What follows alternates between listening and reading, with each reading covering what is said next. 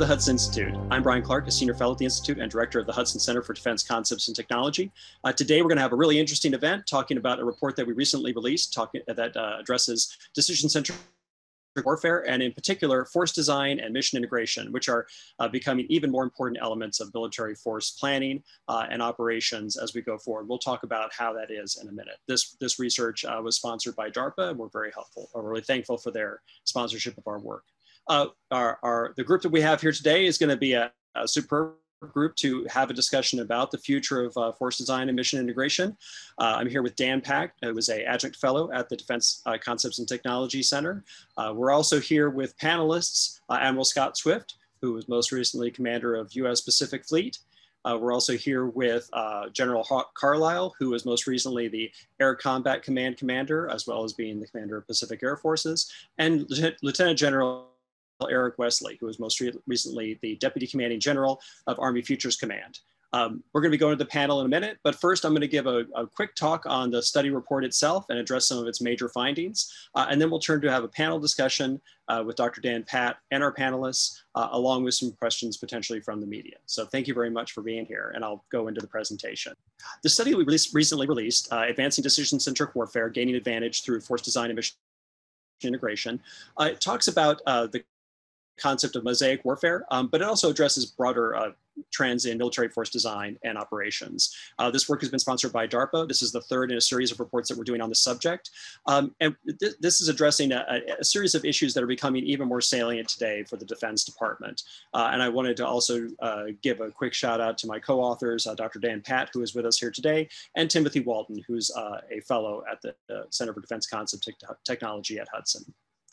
The main challenge that we're facing right now, which this study and its findings and recommendations are intended to address, is a trend in US military competition with China, which we've all heard a lot about, but in particular, the challenge posed by the nearer term nature of the Chinese threat. We're at the point now, as you can see from the graphics at the top of this slide, where the Chinese military has quickly advanced to the point where it's on par in a lot of ways with the US military, and in many ways as the home team in any confrontation with the United States is likely to have a series of advantages.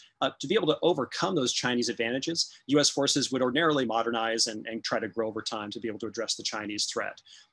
That may not be a viable approach, given the fact that, as Admiral Phil Davidson said earlier this year, the Chinese threat is going to manifest itself within potentially this decade, be able to mount potentially an invasion of Taiwan or other features that are in dispute between China and its neighbors. So we need to have a new approach to be able to gain military advantage that doesn't rely on a long-term modernization process. And that process, that approach, we would argue, is something like mosaic warfare or decision-centric warfare, where we take the forces we have with some minor modifications and are able to integrate them in ways that give us an advantage by recomposing forces to be more adaptable on the fly and innovate, as well as creating greater complexity and uncertainty for China because our forces are no longer packaged and organized in a way that's predictable and dependable for their perspective. This addresses and undermines one of the Chinese main strategic approaches, which is system destruction warfare, which tends to focus on building a system of systems to defeat a known or predicted US force configuration and series of tactics. So if we make those tactics and configurations less predictable, we could gain an advantage and undermine China's confidence in its ability to be successful in military operations. So one of the things that we're leveraging here is a trend in force design that's happening that's reflecting also a trend in commercial product design as well.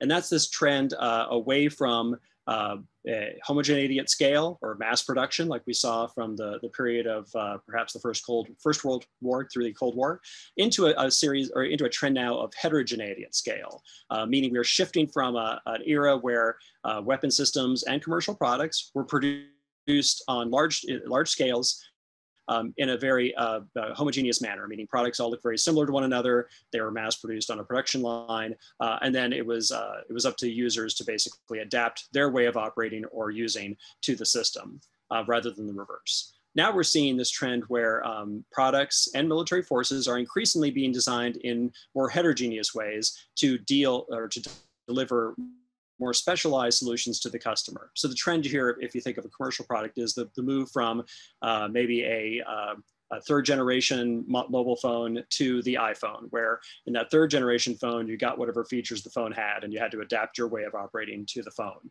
Today, you take your iPhone and adapt it to the way you want to use it based on apps that you want to put into it or modifications you want to make to the system features. So that tailored set of capabilities is a trend we're seeing in the commercial products, where the solution is being generated at the point of use rather than being generated centrally.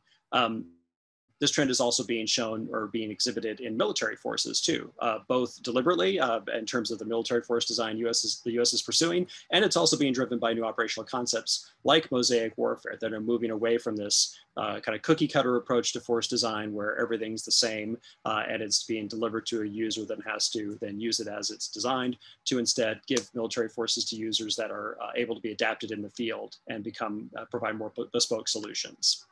So you can see that trend, if you think of the Cold War and even the World War II model, we had a very centralized approach to military force design where military industrial complex and the Pentagon and force planners would come up with a series of technical solutions and operational solutions, operational concepts and tactics, and those would be promulgated out to the force and then implemented by the force. This made sense in an era where you needed mass and you needed the ability to overcome your adversary's capacity, like we saw in World War II, to be successful. As we move away from attrition and mass being the primary determinants of success, you're seeing a trend towards solutions being generated in the field. So you can see that in the commercial example, how we moved away from depending on centralized mainframe computers to now mobile computing at the edge being the way that we deliver solutions to users. The similar trend is happening with military forces, where we're now creating a more bespoke set of capabilities, more distributed forces, and this is happening within each of the services that are now able to be combined in new ways by the user in the field to be able to deal with particular operational problems and to create more complexity and uncertainty for an opponent.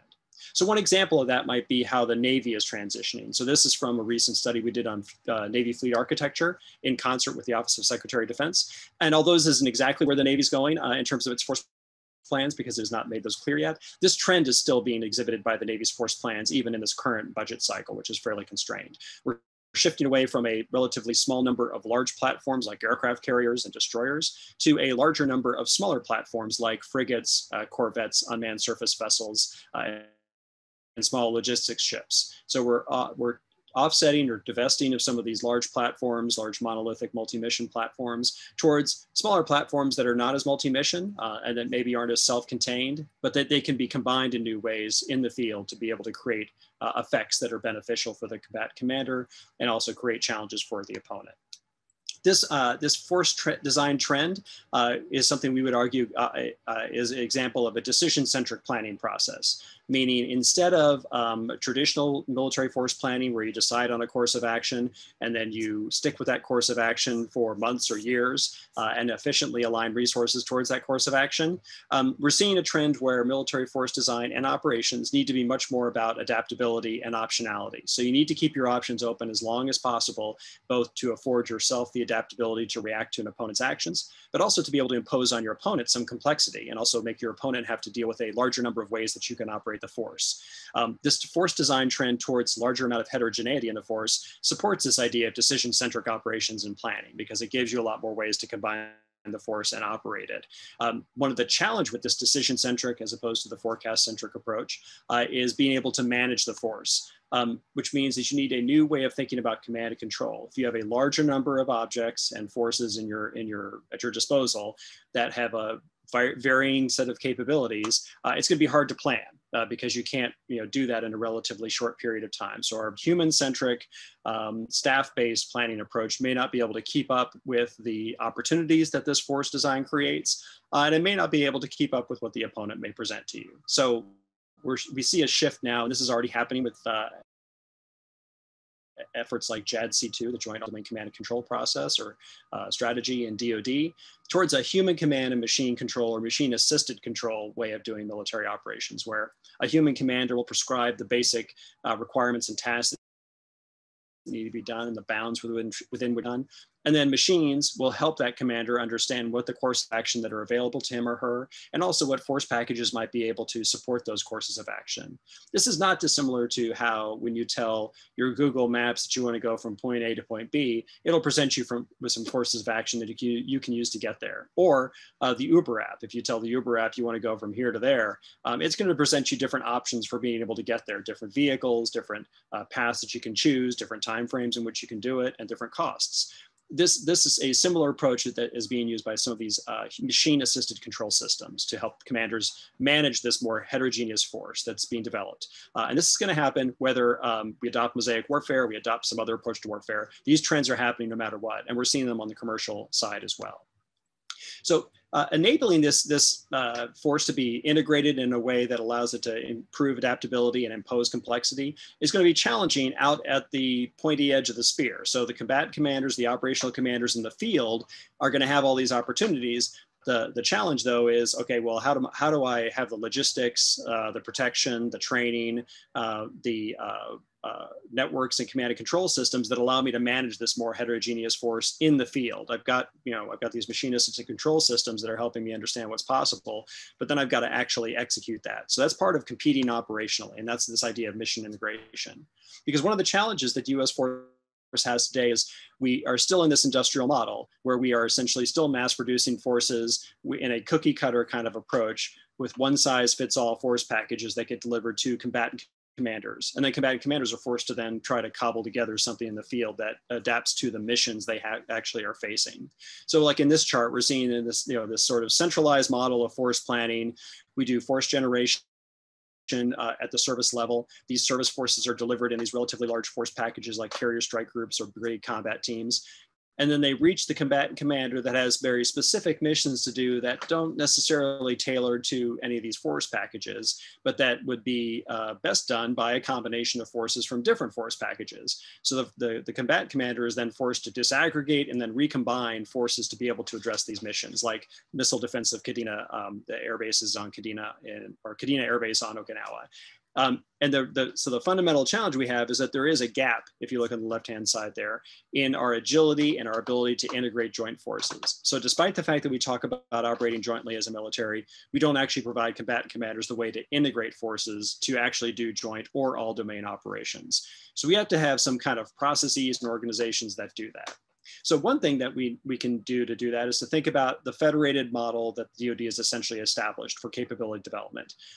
If we established at the combatant commanders level a mission integration cell, as on the left side of this chart, that actually thinks about how forces could be combined and what's necessary to make that combination happen from a logistics and other infrastructure standpoint, they could work with the other entities in DoD that do capability development. So the mission integration cell might find, well, I need a new software patch or a new tool chain written to be able to allow these two units to communicate that I need to do the Kadena missile defense mission.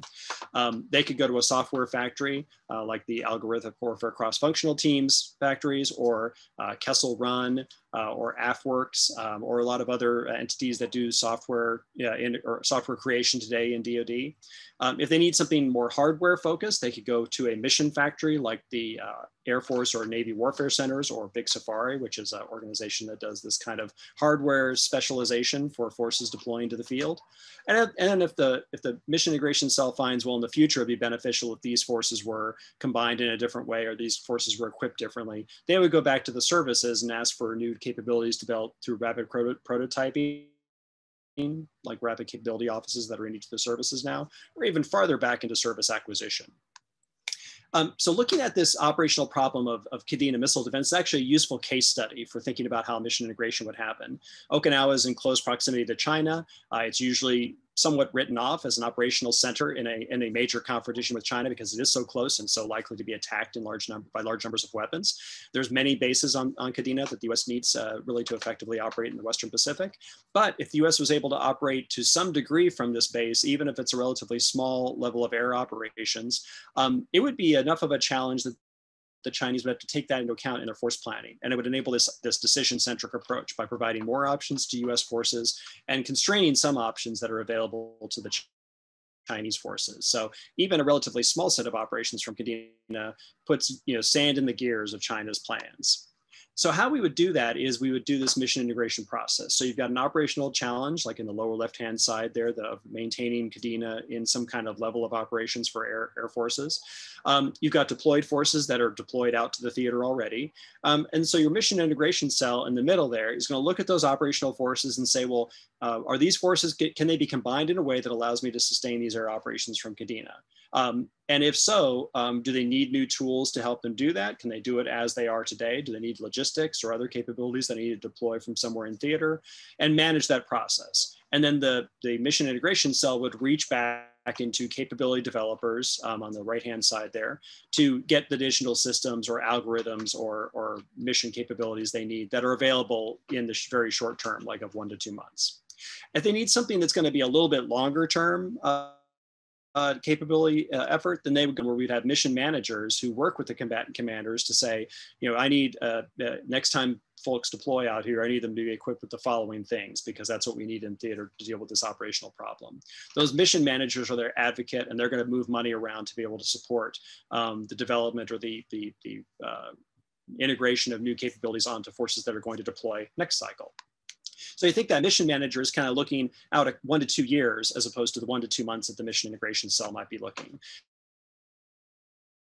And you can see here, there's a lot of things that the mission manager could be supporting. He could be thinking about, you know, the next deployment, and can we do some demonstrations that might support the operational integration of capabilities next time? Can we be thinking about how do we equip the forces that are next to deploy?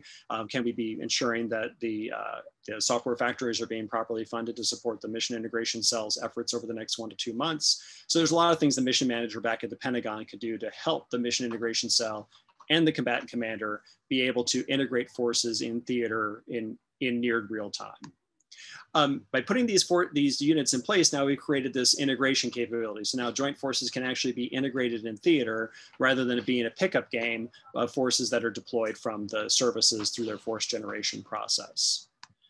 The last thing I would talk about is that, you know, the idea of competing operationally is really important, but as we found during the Cold War, competing institutionally is just as important, because this mission integration process will not work unless we've got the ability to fund it properly and to support it through the analysis and capability development efforts in the Pentagon.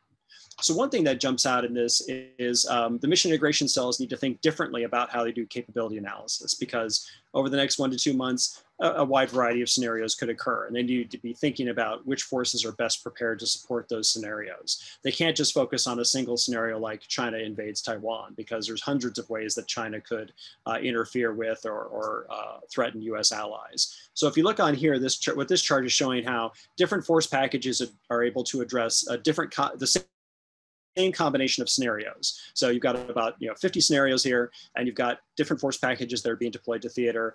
And the size of the circle indicates how well that force package deals with that particular scenario. And so ideally, the mission integration cell would look for force packages that give you the best combination of effectiveness and adaptability, meaning they give you the biggest surface area, the biggest area underneath that curve, because they give you a large number of circles, and the circles are relatively big themselves. This process would be a little bit more comprehensive than we do today, which is very kind of focused on a single op plan or a single scenario for defense planning. And it would also reinforce this idea that adaptability is an important element of the force. It's not just about being effective in one scenario, it's about being effective in multiple scenarios. It could also then allow you to gauge new force packages based on how well they compare to the baseline, which is more of a value-based judgment rather than a cost-based judgment for developing new capabilities. The other thing which is highlighted by this process is the need for the mission manager to have money that's more fungible than the program element funding that we have today. So having funding that's organized by mission element, so funding that's attached to the resilient air operations from CADENA mission would be able to be applied to RDT&E or to O&M or to different services. So it's more fungible. It wouldn't be a large amount of money, but it would be a pool of money that mission manager could use to deal with this particular operational challenge in concert with the combatant commander. Without that, you don't have the ability to integrate forces in theater. And currently there's nobody in DoD that's responsible for this mission integration function. So forces get sent to theater, and it's very much a pickup game, and it's very much the combatant commander having to go back and ask for services to do something, and the timelines for doing that are going to be much longer than are needed. So that's the basic idea that we're advocating here, is a transition from this industrial mass production process, which is very supply focused, to a process that's much more demand focused and much more heterogeneous and specialized. So we're enabling combatant commanders to drive solutions rather than those solutions being driven by the central organizations of the Department of Defense. And with that, I'm going to turn it over to our panel, which we're very excited to have here today. Admiral Scott Swift, who you'll see at the screen there, was most recently the commander of U.S. Pacific Fleet. He served in the Navy for more than 40 years and was a light attack and strike fighter pilot. He commanded all levels, including the squadron, carrier, air wing, carrier strike group, as well as the 7th Fleet that's forward deployed in Japan.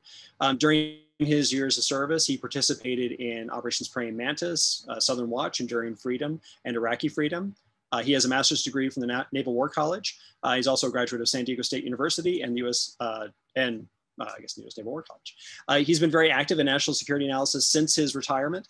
He's the founder of the Swift Group, and he's also been an MIT research fellow as well as a senior fellow at the Center for Naval Analysis, an adjunct professor at the Naval War College, and a U.S. Naval Institute board member. General Hawk Carlisle is President and Chief Executive Officer of the National Defense Industrial Association. He came to NDIA after a 39-year career in the Air Force, where he retired most recently as the commander of Air Combat Command. He had previously been commander of Pacific Air Forces, and has also commanded at all levels within the Air Force, from the squadron, group, wing, and numbered Air Force levels. In addition to combat operations in Iraq and Afghanistan, he was also, as a staff officer, involved in Operations Restore Hope in Somalia and Operation Provide Comfort in Turkey and Operation Noble Eagle in the United States, which continues even today.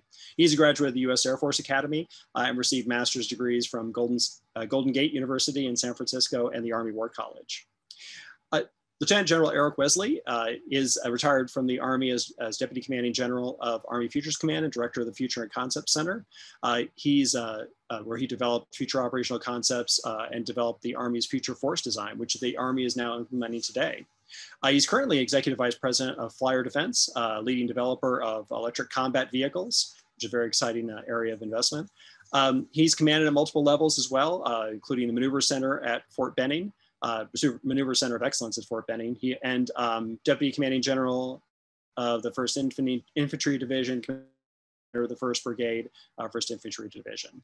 He was also at the White House as a director for Afghanistan on the National Security Staff. And he was also the lead planner in Afghanistan for 2 theater commanders. He's a graduate of the U.S. Military Academy and holds 2 master's degrees, one in international relations and the other national security policy from the Army War College. And he's a member of the Council on Foreign Relations. Our discussion today is going to be moderated by Dan Patt, who is an adjunct fellow here at the Hudson Institute. Dan is most recently was the Deputy Director of Strategic Technologies Office at the DARPA, as well as a program manager at DARPA. And he's also involved in venture capital and is also a board member over at STR Research. So thank you very much to Dan for moderating this discussion, and I will turn it over to you. Thanks, Brian. And what an honor to be joined by this distinguished panel. Yeah, I'd like to just dive right in and explore this urgency dimension. So I want to ask each of you in turn a question about the urgency, and you know, highlights the point that Brian brought up in the beginning. There's this, it's been in the press recently, right? China's expansive, its rapid military modernization and fielding. And, you know, as we all know, early this year in the spring, then Indo-PACOM Commander Phil Davidson talked about China being postured to invade Taiwan within 6 years. And the question for each of you is, if our time window for asserting an advantage is so short, it's well within fielding timelines of modernized equipment, of new systems, what can we do? So starting with you, General Carlisle, just to get your perspective, what can we do within that window? Yeah, thanks, Dan. It's great to be part of this crowd. And I would say that I am incredibly honored with not so Swift and Eric Wesley, 2 great battle buddies, shipmates, and wingmen. But it's great to be part of this. So, I think the department's moving in the right direction. I think it's the concept. We've all been in war games and practice, And if we did things the way we've always done them, we don't do well against the Chinese, especially in a Taiwan Straits type engagement. So we got to figure out a different way to do things. We know we can't recreate the entire force, but it's really about that joint warfighting concept and what the department's working on. And I think they're moving in the right direction, but we got a lot of work to do. And that is the concept of expanded maneuver, the ability to aggregate capability when you need it to create an effect in the battle space, multi-domain capability, then disaggregate for survival. And that's really what the joint warfighting concept is about. And that's what we're going to have to do, especially in the Indo-Pacific theater and what that fight looks like. And what mosaic warfare does, I got to say, it's right in line with what joint warfighting concept is, because it really rests on 4 principles. It's the joint all-domain command and control that we know about. It's joint long-range fires, the ability to create long-range fires from multiple domains. It is the contested logistics in a battle space. In other words, how do you supply the force?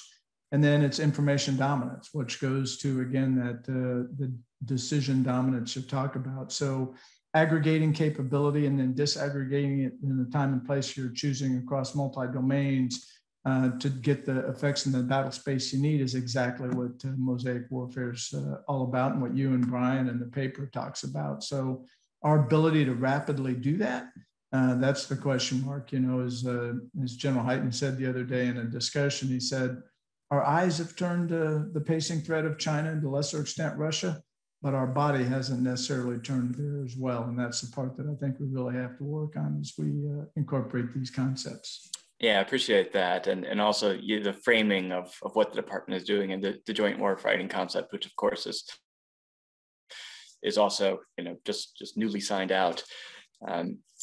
So Admiral Swift, I'd like to turn that same question of urgency over to you. What are your thoughts about what can DoD do within this time window? Well, the first thought that comes to my mind is think differently, but it's less about, it's more about how we think, the process of thinking. And that's what jumps out at me in the review of this paper. I'm struck on a couple of points. One is, as I was reviewing those slides, I don't know if Hawk had the same response that I did as I was looking at him. It reminds me of the time when I was a J3 at PACOM and he was the PAC-AF commander, and we had a series of slides that almost exactly reflect the slides that Bryan showed, this kind of growth in massive China capacity, if potentially not capability. And then the characterization of China as the pacing threat. They've been maintaining this pace for quite some time, and we have been maintaining our pace for quite some time, and now they're a peer competitor. So I don't see China slowing down. We need to accelerate. So there's the sense of urgency that I think you hear in SecDef's comments at the Indo-Pacific Change of Command, his recent comments in Singapore. So I agree with Hawk, is that there's a lot of thinking that's going on about this, and now it's time to turn that thing into a framework, which I think the paper helps describe, and then eventually turning it into tactical action. It goes back to what I refer to often now as the importance of thinking strategically, and the product of that is strategic vision, planning operationally, and that is a framework of what needs to be done and provides a guidance for the tactical piece of taking action to get after that plan. And I think I'll close on this point. It's not enough just to be fast, which is another important point about this paper. People keep saying we need to be faster. What we need is velocity. Yes, we need to be faster, but we have to have a sector that we're driving at. That's what that strategic vision provides you. And I think Hawk is right. The service chiefs are after that. We don't have the structure that surrounds it that the paper outlines, a different approach to acquisition and mechanisms by which we can accelerate getting the right things to the right people at the right time. The system just isn't supporting that approach right now. Historically, it hasn't had to. now it needs to. Yeah, Thank you. Appreciate that. Senator Wesley, over to you. Same question on urgency. What can the U.S. do within the near-term time window?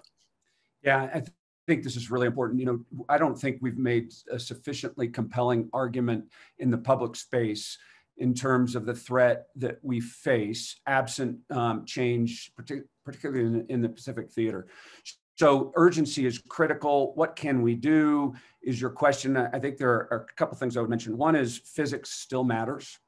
I worry about being overly reliant on decision-centric efforts as the paper lays out, because there's nothing that replaces being there, right?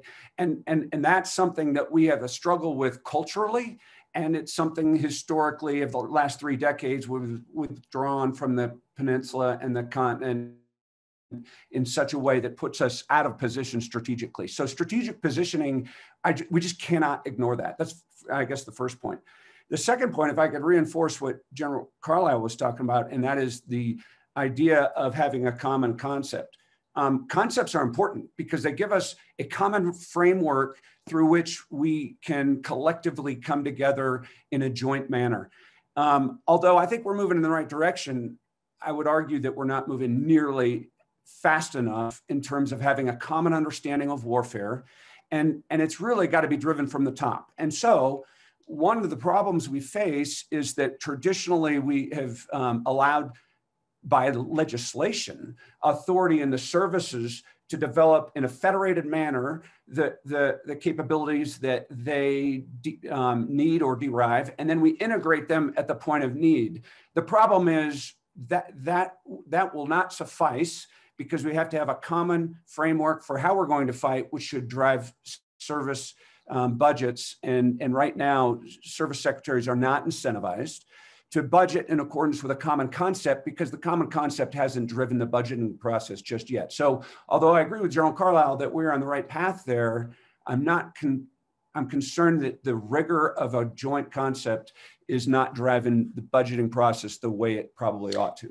Yeah, I appreciate that, and I want to explore that point about the actions that the department is taking, and Admiral Swift, I'll turn this one over to you. Right, if we look at the actions that the department is taking, most visibly associated with the new joint warfighting concept, JADC2, and the efforts associated with JADC2, including Navy's Evermount and Air Force's ABMS, those efforts, those funded efforts, are largely focused on expanding communications capability, right? Bridging networks, enabling data transport, and that's often discussed in the department as an analogy to the commercial telecom, where you're able to achieve high interoperability. My question to you is this: is the department's action there, is that emphasis on communications interoperability enough for the U.S. to assert an advantage? Or is there more that you need to get to maybe this joint warfighting concept of expanded maneuver and integrating and disaggregating, or what does it take beyond communications to get to a strategic advantage? That is a great question. And I'm not quite sure where to start. I would say, first of all, is integrated budgets. So good luck with that challenge. So we can come up with joint doctrine and joint frameworks which tie the services together in a positive way, and yet it's going to come down to budgets, which tends to separate us. So that's a negative piece that we just need to understand, that's a challenge that we're going to have to turn at. But it's a critical challenge now because we're facing a consequential peer competitor that, well, I won't go into what that driver is. But let me say this: so on the JADC2 piece, as a point in case that I don't quite understand what JADC2 is, and I spent a lot of time talking to a lot of different people. And the people I talk to, each one of them believes they know what JADC2 is. So I spent some time actually over this last week thinking about this, and we've got to focus, and maybe this is what Eric was driving at as well.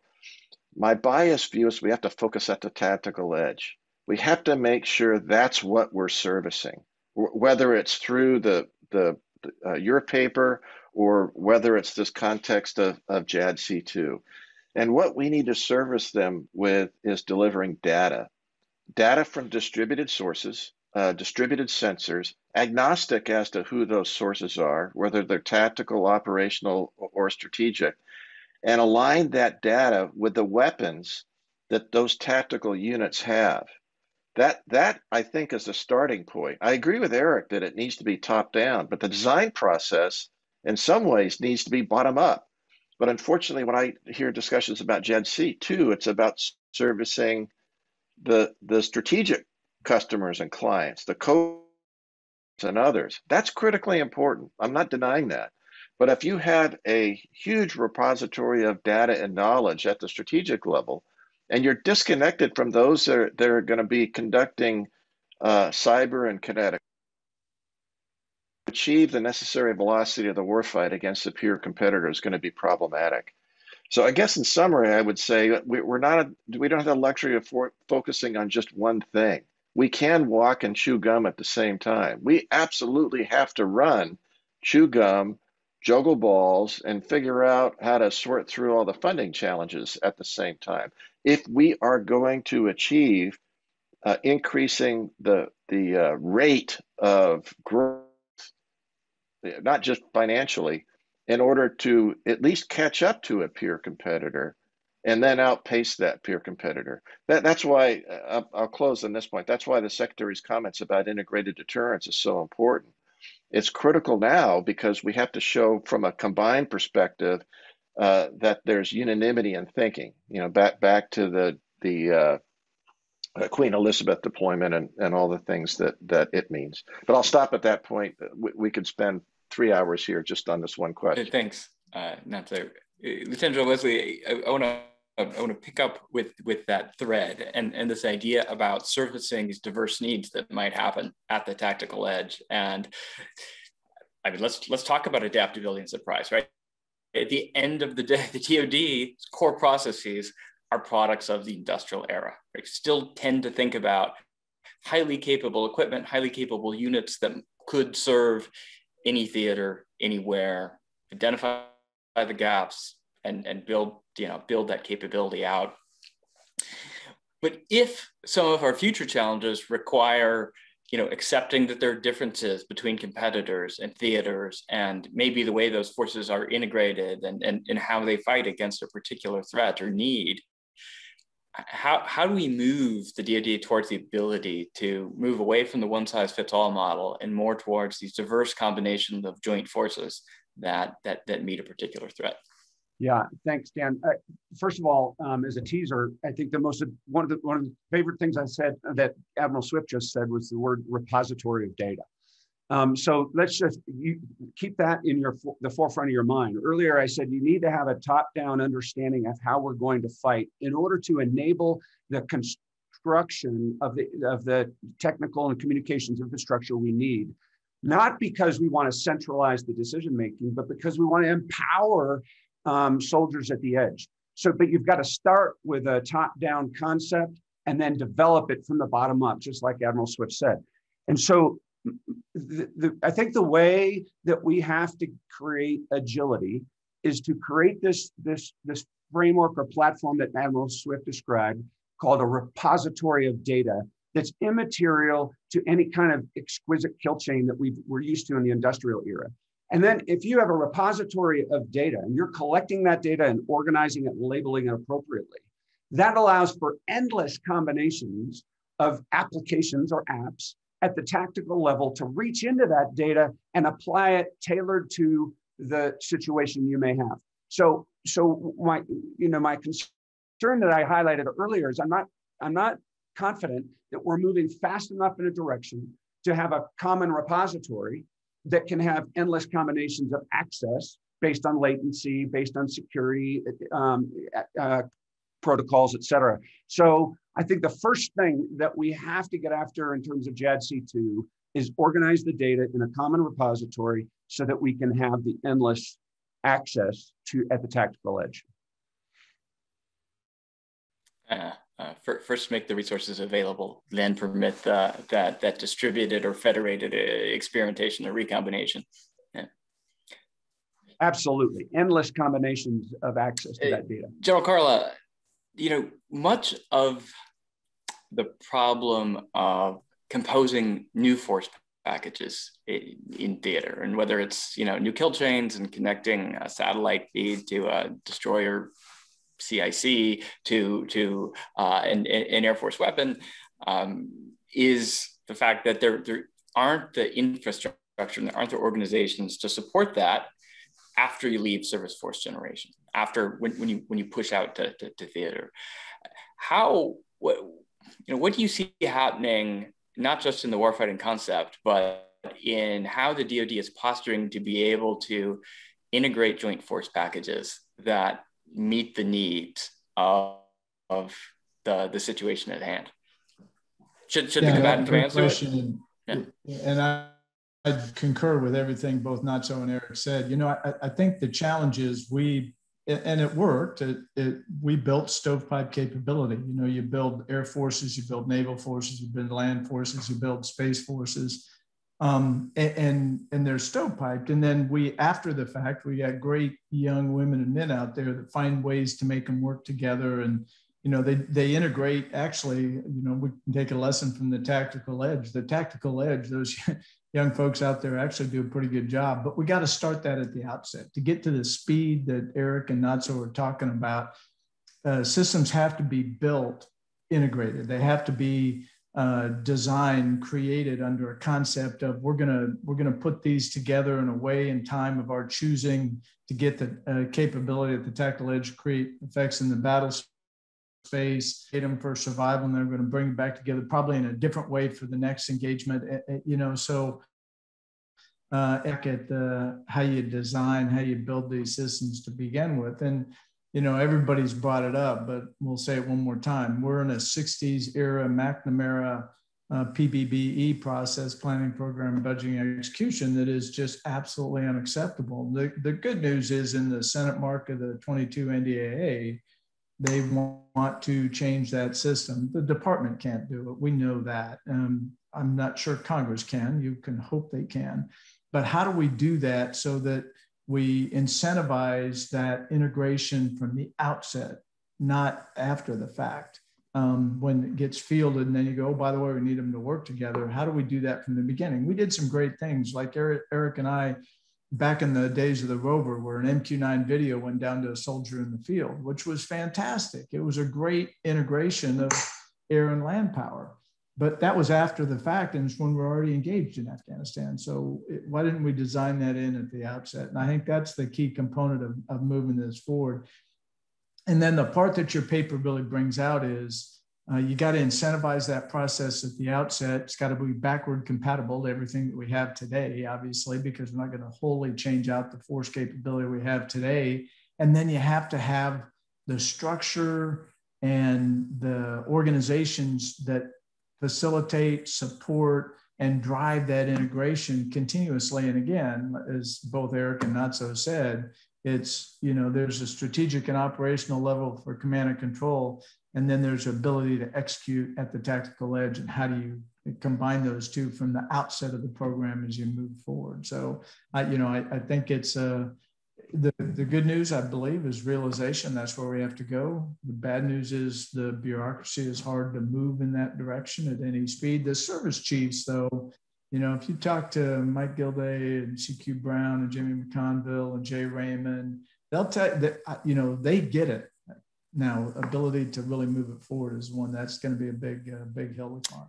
Yeah, I appreciate that. And you brought up command and control there. And I want to frame a final question to each of you. And I want to hit on that point of command and control, because one of the great features about this distinguished panel is you're each on the record. We're speaking about the importance of command and control, and especially vis-a-vis China, our challenges there. And we recognize that the DoD has traditionally struggled to fund and prioritize C2 capabilities, right? It's easier to fund weapon systems, and maybe there's more emphasis on communication systems. We're starting to see some emphasis on data. But what about command and control? What can DoD and Congress do to do this? And Hawk, I'll start with you first. And you hinted at PPB reform. Maybe that's a part of what you're thinking. But what can we do about command and control? Well, I think it was either Natso or Eric. I'm not sure which one. Is the department has done a good job of telling the story. Project Overmatch, Project Convergence, ABMS. There's stovepipe. They're individual.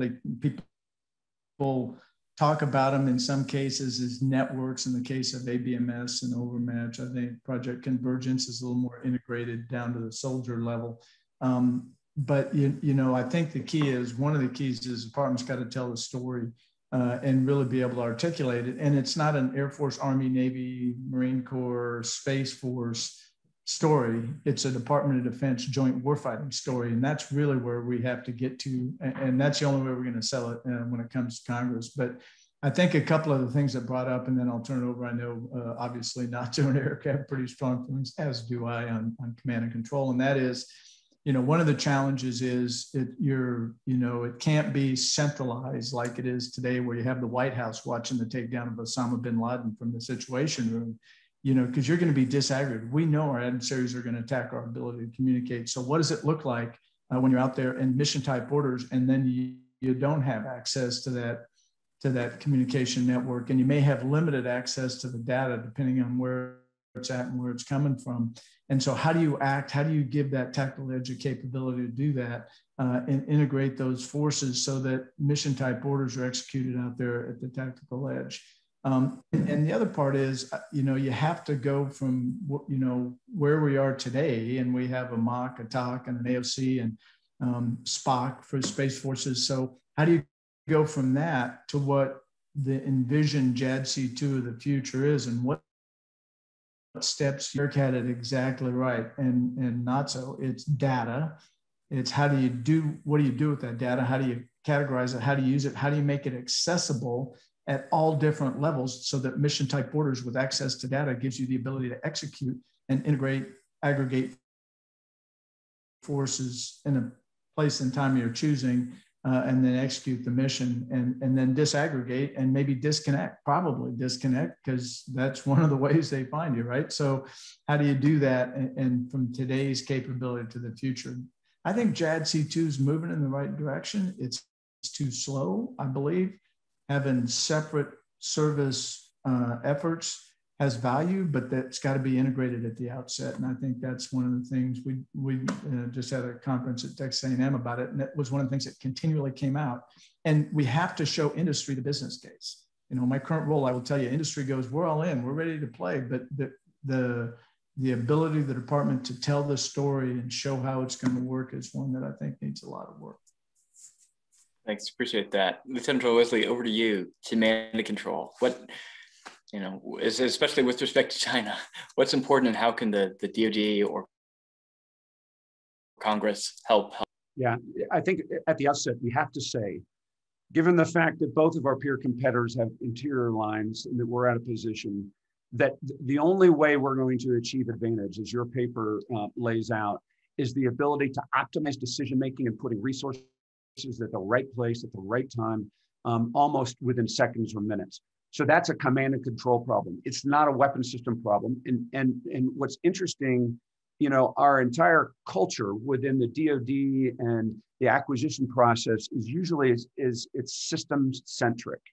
There are constituencies for major weapon systems, and so you can build support within the Congress for system-focused acquisition. Command and control has no constituency. And that's a big problem, because if there's no constituency for it, it's really difficult to get momentum. So I think what I would argue is what can the Congress do? It's almost from a policy perspective, as opposed to an acquisition effort or some kind of weapon system that you're going after that you can easily build momentum for. This has got to be a policy issue. It's got to be articulated by the senior leadership of the department that the number one most important national security effort that we could pursue in the next 5 years is a stellar command and control effort called JADC2. And it requires political emphasis. It requires policy emphasis because you're not going to get it from your normal acquisition momentum because there's no constituency for it. So it's got to be prioritized. And I think the department needs to articulate why command and control is so important, because we don't have interior lines, and we have to enable the Congress to prioritize it in a way that will allow us to build a common framework that all soldiers can tap into. Yeah, I really appreciate that. And Scott Swift, I'll turn that same question over to you. Command and control, and what DoD and Congress can do to enable it. So you mean both parts of the question, both command and control? Because they're two different things. And go ahead, Dan. Yeah, no, feel free to break that apart for us. So I think, as listening to Eric and Hawk here, getting to the end of this, I think what I would say is that what we need is clarity and precision, and it's on DoD to generate that. It's a whole nation. Eric's comments, I'm reading into it, Eric, but it's the fact that we don't have a whole nation, or a little bit easier, and we're still not there with a whole of government approach. So again, command is critically important, because in an ideal world, commanders will communicate, through the chain of command down to the tactical level, and it will be a wonderful thing, much as we did in Afghanistan and Iraq. Critically important. The other point of control is you want to make sure that those forces in executing mission are focused on the right functions and executing the right tasks. That's really the key within the command and control construct. Now that we're facing a peer competitor out there, both of those elements are at risk. The ability to communicate commander's intent, and then the ability for the force that's fielded to function and execute its functions and execute its tasks. A point that's useful for me, and it's not referenced very often, it is from time to time, but I see the command systems and the control systems as weapon systems in of themselves. And we should be funding them and treating them appropriately. They are mechanisms by which we apply risk to a red force, and we manage the risk that red puts on us. The weapon systems are ineffective. They're just a bunch of tactical actions. Achieve strategic objectives. So the context, this is Eric's point, I think. This is the context of why we got to get this right. I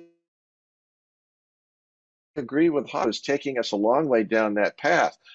I'm not going to walk back a statement that I made. I still believe in it, that we don't know exactly what JADC2 is. I wish that wasn't the case, but there's actually goodness in that, because if I agree that we need to come to closure, but the closure, it might be a 20% solution that the services can agree on a joint perspective, because we're so disaggregated now based on our funding.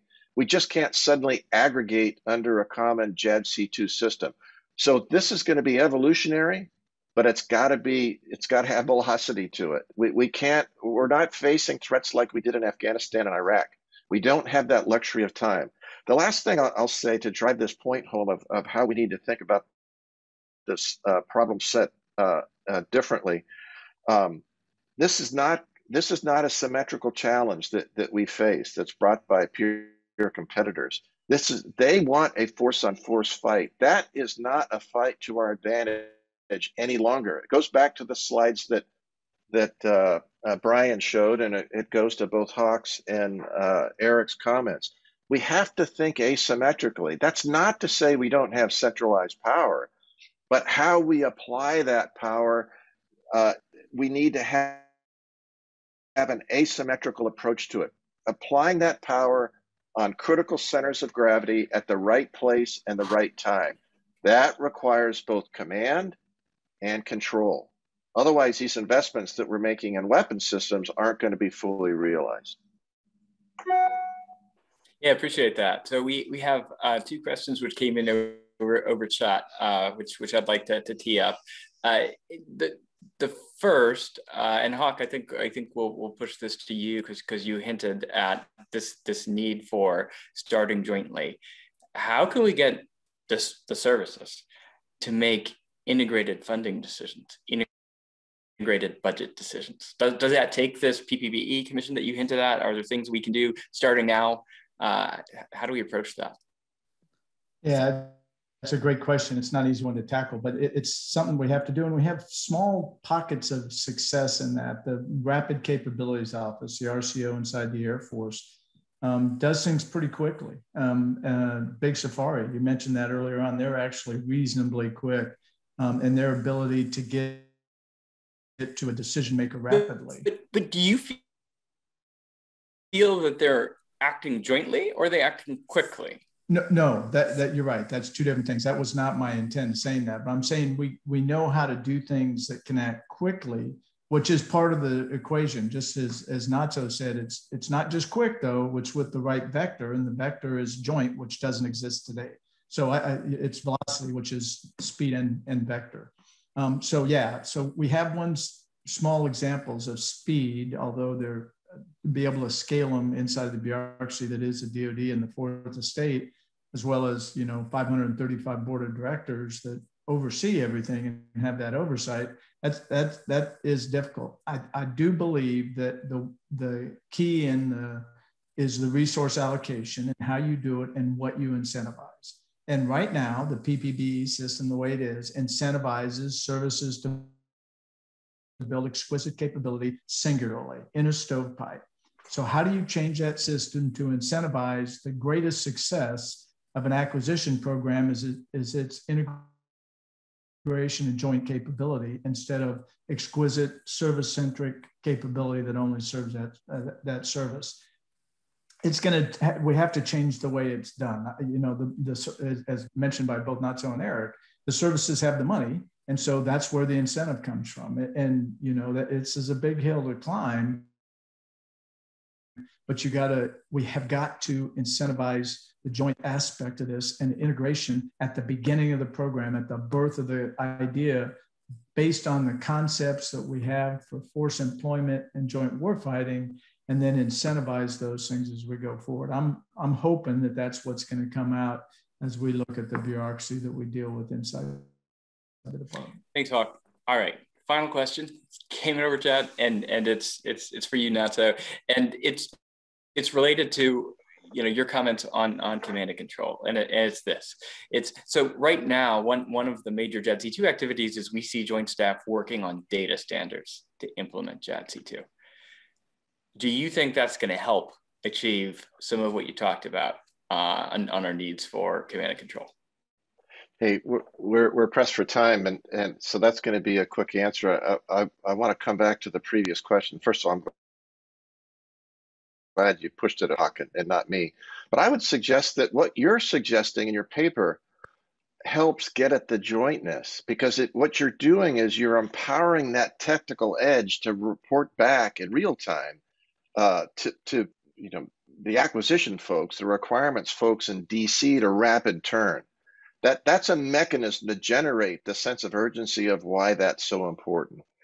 Data standards, critically important, got to have it. I'll give you an example. In the Navy, with this CEC concept, we had, the classification levels, I won't mention which platforms, but we had two different platforms, two different systems that could generate an air track, but they both had weapons. But if one was Winchester, it couldn't share that track with the other system, because the mechanism by which it formulated the data package, the packet, was different between those two systems. And that's within the same service. It's got to be the standard. If there's any area of collaboration, back to the question that you asked, Hawk, it has to be consistency. What you're doing is you're giving the data to tactical, operational, and strategic warfighters to connect data with a weapon to hit a specific target. that has to be agnostic to service. It has to be agnostic to weapon system. In this warfight, it will be all about the ratio and rate of killing. Having common data is critically important. It doesn't matter if it's generated by a soldier, sailor, airman, Marine, Coast Guardsman in the field, or if it's generated from a satellite. It's got to be the same if we're going to be a relevant force. All right. Thanks so much for that compelling case. And with that, I think we'll wrap up our panel. Bryan, back over to you. Thank you, Dan. And thank you to our panelists. That was a fantastic discussion. You brought up several points that we sort of hinted at in the paper, but we had not really fully developed. I think that's good areas that we can look at in our future research that we're doing with DARPA. The idea of how the budget allocation process should change, and top-down operational concepts, and command versus control. Those are all things we're going to be addressing in that future work. So thank you very much for everybody for being here. I'd like to thank our panelists, General Hawk Carlisle, Admiral Scott Swift, Lieutenant General Eric Wesley for being here. I'd like to thank my colleague, Dr. Dan Patt, for leading the discussion, and our own Kirsa Muller for managing this and producing this webcast. And thank you all for being here. Until next time from the Hudson Institute, have a great day.